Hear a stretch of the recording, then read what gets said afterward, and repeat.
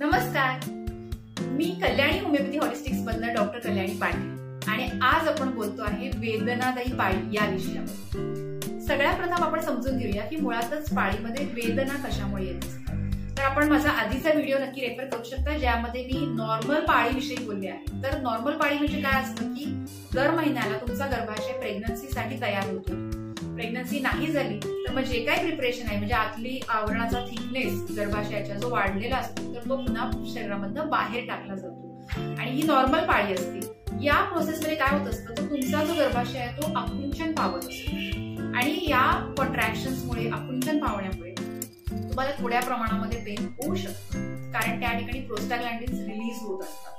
पण त्या पेनमुळे तुमचं नेहमीचं जे काम आहे, तुमचं जे इतर त्याचा तुम्हाला त्रास नाही व्हायला पाहिजे की तुमची कामं तुम्ही योग्य नॉर्मली करू शकला पाहिजे।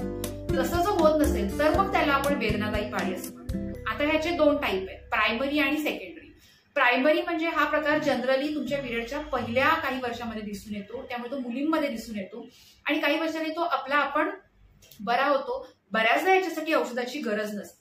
आता दुसरा जो प्रकार आहे तो तुमच्या आयुष्यामध्ये नंतर पाळी वेदनादायी होते, म्हणजे सुरुवातीची वर्ष तुम्हाला पाळीला काही त्रास होत नसतो, पण काही कालावधी नंतर तुमचे पिरियड्स जे आहेत ते अतिशय पेनफुल व्हायला लागलेले असतात। तर ह्याची कारणं काय असतात तर काहीतरी पेल्विक म्हणजे तुमच्या गर्भाशयाशी रिलेटेड काहीतरी आजार असण्याची शक्यता यामध्ये असते। मग तो फायब्रॉइड असू शकतो, ओव्हरीचा सिस्ट असू शकतो किंवा एंडोमेट्रियोसिस सारखा आजार असू शकतो। तर असं जर तुम्हाला काही पिरियडला अतिशय जास्त वेदना होत असेल तर तुम्ही तुमच्या डॉक्टरशी नक्की बोलून घ्या, त्यांच्याकडनं एक्झामिन करून घ्या आणि प्रॉपर ट्रीटमेंट घ्या, म्हणजे त्याची कारणं आपल्या लक्षात येतील। आणि त्या व्यतिरिक्त तुम्हाला काही डाऊट असतील तर तुम्ही मला नक्की कॉन्टॅक्ट करू शकता। आणि पुढच्या व्हिडिओमध्ये मी स्कॅन्टी पिरियड्स म्हणजे अतिशय कमी ब्लिडिंग होणे या विषयावर बोलणार आहे।